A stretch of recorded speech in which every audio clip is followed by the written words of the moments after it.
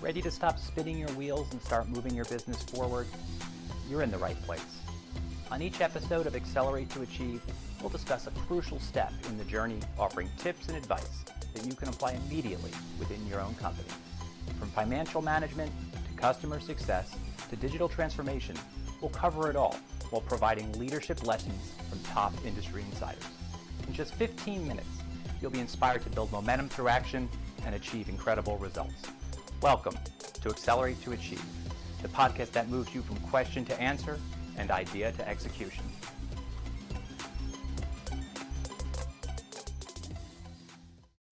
Hello, and welcome back to the latest edition of the Accelerate to Achieve podcast. I'm your host, Ryan Walter, the founder of Parrels Advisory. Health and wellness are front and center in our Spotlight series today. Is it possible business could imitate life? Can we apply the lessons from our own health and wellness to that of our own businesses? We'll be exploring that with our guest today. Hallie Steinberg is a certified health coach and founder of Hallie's Healthy Living. Bringing her extensive background in biology and education together, she helps group individuals focusing on the 4 pillars of lifestyle, exercise, attitude, and nutrition. Thank you so much for joining us today. Thanks so much for having me. Excited to be here. So really interesting, and I'm excited to get started. And I'd love to just jump straight into, let us know how you decided to found your business. What was that story?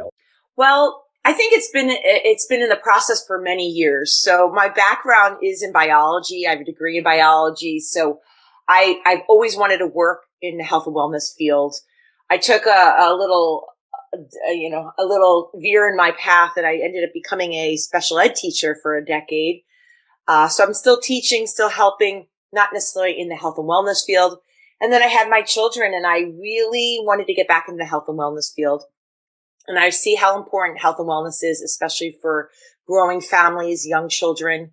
And I went back and I got my certification in health coaching in various age groups. And I decided to start my own business so that I could get back in the health and wellness field, help families, help adults, help seniors live their healthiest life, and have a flexible schedule because I am a mom of 3.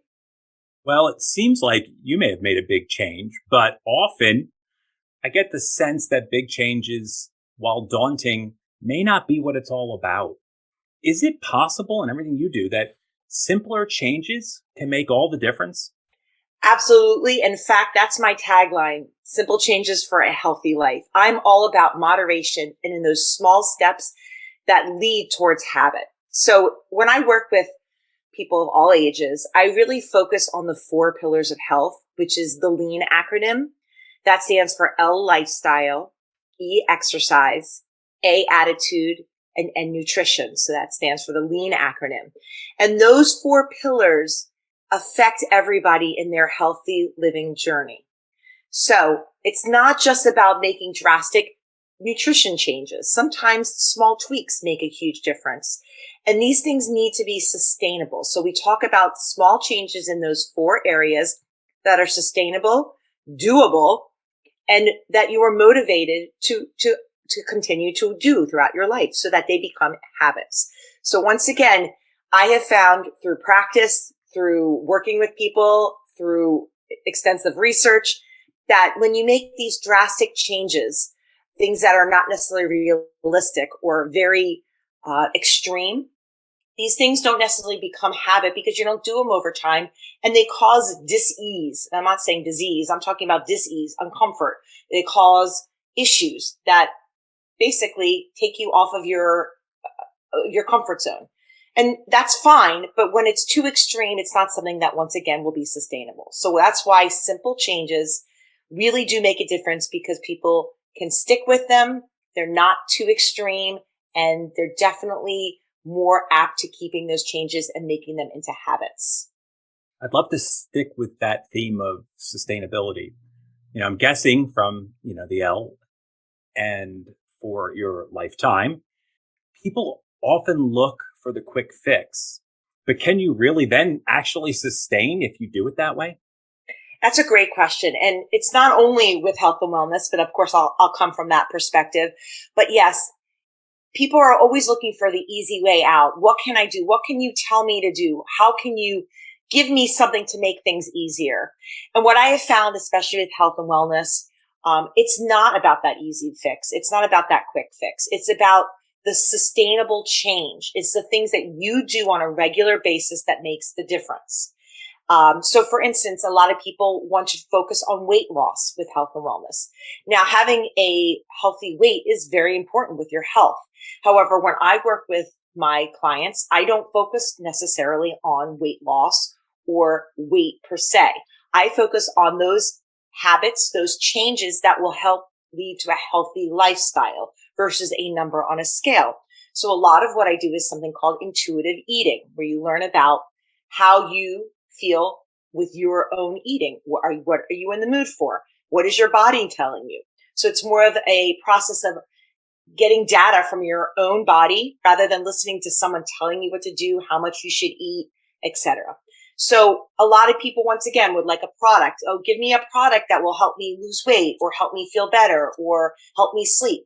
And for me, I think it's about the journey getting to where you need to be. So I think it's more about how you deal with those everyday challenges on a regular basis to lead habit change. So once again, quick fixes, yes, they might work. A lot of people with dieting, we see a lot of dieting where it's basically yo-yo dieting. They do these extreme things, then they gain weight, then they go on these cycles of back and forth. Well, that's a quick fix. That's not necessarily healthy for you and making the difference. So that is why it's so important to make these smaller steps to lead to bigger changes. And I think that's not only with health and wellness, that's with everything, whether you're learning a new skill in business, it could be any of these factors. But those quick fixes, you often have to be skeptical because it's sometimes too good to be true. I really relate to almost everything you said, but in particular, two things there. One was about that what you're talking about moves beyond health and it touches on everything. And I couldn't agree more. And the other thing was the journey. And I think often I see that with the businesses we work with too, where we'd love the answer. But what they don't understand is actually the process of going through the journey. It's the process of doing some of the things that aren't the most glamorous or don't come up with an immediate fix, but it's setting that foundation and baseline that really give you a place to build from. So it's really interesting how these things kind of touch on each other and are shared across a lot of what we do in our lives. And I just want to add one thing, and coming from a teacher perspective, because I once again, I was teaching in elementary ed for quite some time. It's not so much about the fixed mindset. They talk a lot about that in education now, about growth mindset versus fixed mindset. It's not so much about excelling in a grade or a test or about, basically mastering a skill. It's more about the process and the growth. And that's where the whole growth mindset comes in. And that's also with health and wellness, but with everything that we do, business, anything. So once again, with children in particular, understanding that it is the process, that it is the learning, it is the journey versus, the goal, whether you reach it and how fast you reach it and exactly what that goal might be. Once again, that process really does matter. And again, I think that translates straight into business because we're often talking to people about how you change and adapt and respond. And that's not about an answer to a test or hitting a certain KPI.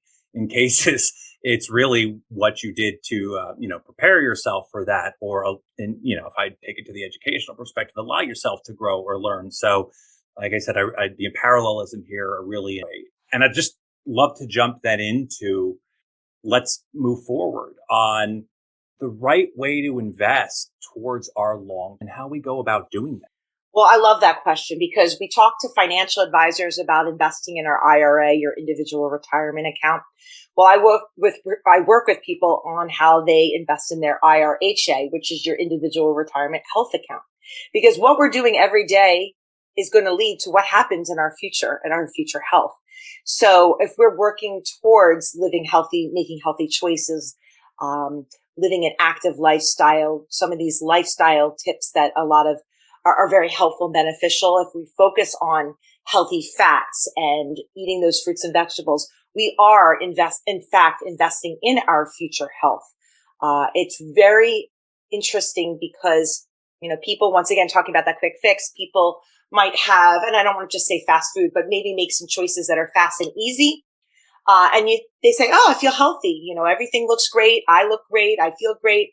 Well, that's great for now, but does not mean 10, 20, 30 years down the road, your body is going to feel great and your body is going to be in peak performance. So really, it's very important to make healthy choices and understand those healthy choices as we're young. That's why I love working with children, because it's so important to teach that to them. Not necessarily in the depth that I would talk with an adult, but understanding why fruits and vegetables are so important. They're one of the most important things that you could do for your body, for your health. Why healthy fats are so important for brain health and memory and function and attention. So these are just some of the important things. So that's why when I work with people, I focus on the LEAN acronym, those 4 pillars of health, because it's not just nutrition. It's the lifestyle. It's your exercise or your attitude and your attitude towards your health in general. So it's a whole holistic way of approaching health and wellness. So looking at this can often be a little daunting. It's a long process. Can we apply our creativity and innovation to that? Is that possible? Because it seems like might be like I said, a little daunting to us if we're just sort of staring ahead and many years in front of us, and we're not really sure how we can put our own spin on this. Absolutely. Just in terms of health and wellness, you can be very creative. And you know what? I feel that being adventurous and trying new things is very important. If we're stagnant and do the same thing, even if it's good for us, it gets boring. We might not necessarily continue that. So I think it's very important, especially with health in terms of fitness and movement, to try new things, be creative, be adventurous, especially with foods. We talk about young kids trying new foods, being exploratory and cooking with new foods, baking, and taking taste tests and things. Well, adults should be doing the same things because look, variety is so important for nutrition, especially with fruits and vegetables. So if we're eating the same things every day, well, we're getting a certain amount of nutrition, but we're missing a whole lot of other stuff. So creativity, even in what we eat. And when we talk about innovation, it brings to mind one of the things I love to do is garden. And my husband and I are big gardeners. We have a veggie garden outside, and we have also a vertical growing system. It's called the Tower Garden. I'm actually a distributor for it in this area and in Canada. And it's a way of growing. So that's growing produce all year round inside, and it has a light system. So that's like another innovative way of focusing on your health, finding creative ways to be able to make your own fruits and vegetables all year round, be able to grow them, or getting kids involved. So another thing I do is I bring the Tower Garden to schools or to community centers and get children to understand the importance of growing and let them try things straight from my garden. And there's a lot of great things that you can do with just gardening. So it's very important, I think, once again, to help with motivation and general excitement towards your health is to be creative, try new things, be adventurous, be innovative, find ways to continue your health journey. Because as we know, things are always changing, especially in the medical field. We find that some things are better to do than other things. And then we find out, oh, you know what? Maybe wasn't so accurate.